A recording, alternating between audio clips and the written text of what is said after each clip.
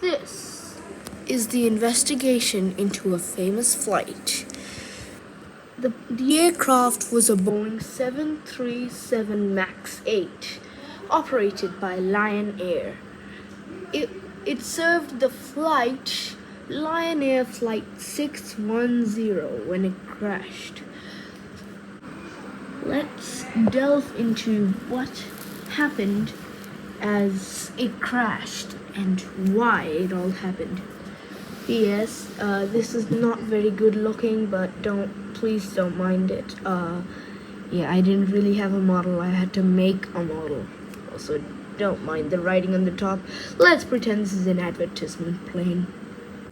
It all started early morning on 29 October 2018 when the aircraft was operated from Jakarta with the planned destination of Dipati Amir Airport, which is in Pangkal Pinang. I can't pronounce that. Pangkal Pinang. Yes. The aircraft's scheduled time of departure was 5:45 local time on 29th of October and as LNI 610.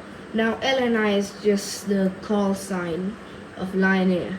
You can tell L, Lion, N, I'm not sure, Lion, Air, yeah, it's pretty complicated.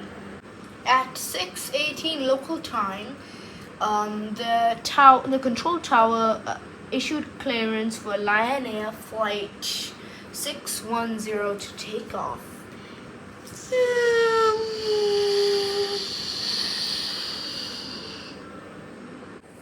But there's a problem. As soon as the aircraft lifts off the ground, the left control column, which is kind of like the plane's steering wheel, it starts shaking, warning the pilots that the plane is about to stall or fall out of the ground.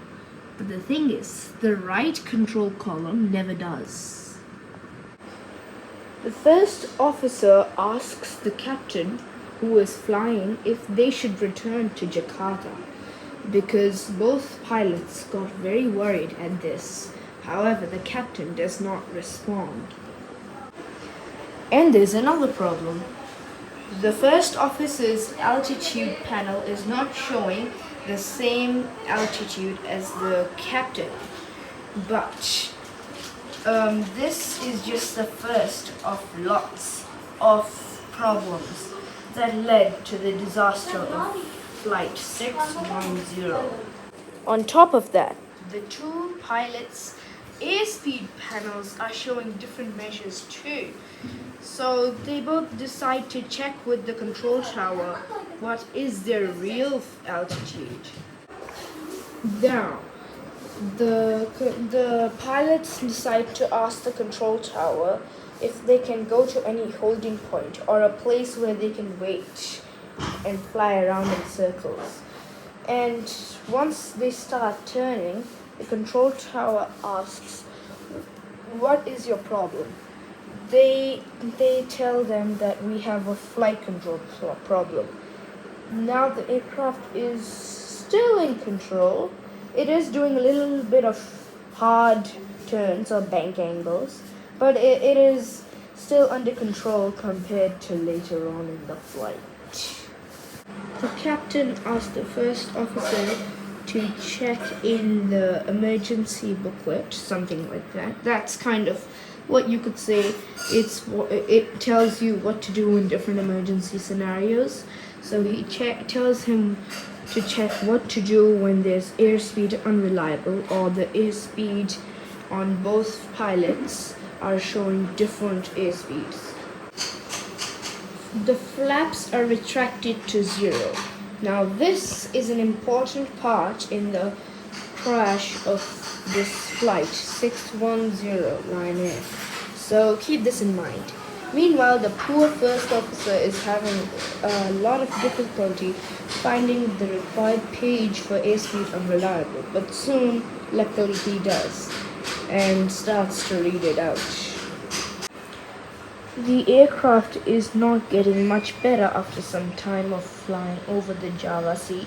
Yes, let's pretend that's the Java Sea.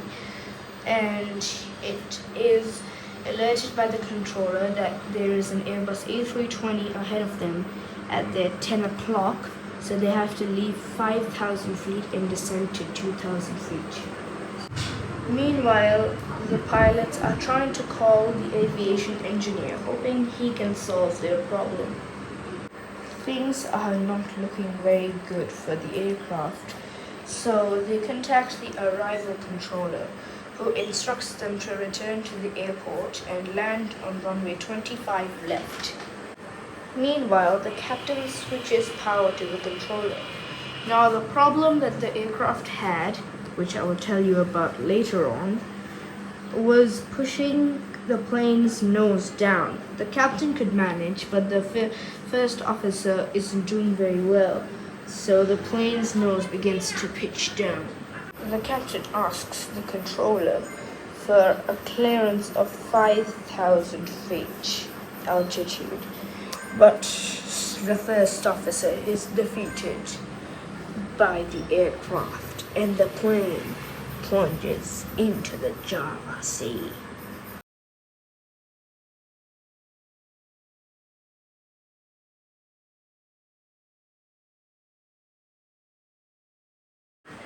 Unfortunately, no one survived Lion Air Flight 610. But why did such an unfortunate event happen? Well, it was a combination of many problems, but the largest problem was MCAS. MCAS does not stand for mast cell activation syndrome for the doctors out there. No, MCAS stands for Manoeuvring Characteristics Augmentation System. This was a system that was implemented by Boeing into their 737 MAX. In fact, the whole MAX series, not just the MAX 8s like Lion Air. All of the MAX planes in Boeing had MCAS. It was this, I don't know how to simplify it. It was just a software that activated without the pilot's permission when three main factors came together. The first factor was flaps retracted, which means zero flaps. Remember that I told you that the Lion Air Flight 610 had their flaps retracted? Well, that was number one. And what's number two? Autopilot disengaged. Well, remember that thing I told you, that emergency booklet? Actually, it had that you have to disengage your autopilot when you have airspeed unreliable. Yes. And the third, we'll need to talk about this for a little bit, is a high angle of attack. An angle of attack is just this. And if it's too much, that makes the plane stall or fall out of the sky. Well, too high angle of attack is fatal. So what MCAS did when it activated was to make the plane trim. So pitch down, pitch down, pitch down.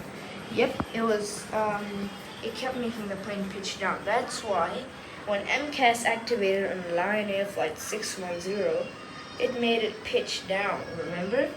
That's why it crashed, because of MCAS. But MCAS isn't all that evil. MCAS, let me go on. Anyways, MCAS, what happened is the pilots had no idea what this was. Because Boeing didn't really make it very public. It was just supposed to run in the background.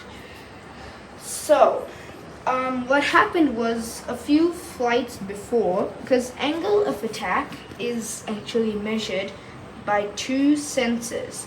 MCAS only took information from one of the sensors, and just after it landed last time, the angle of attack sensor was replaced.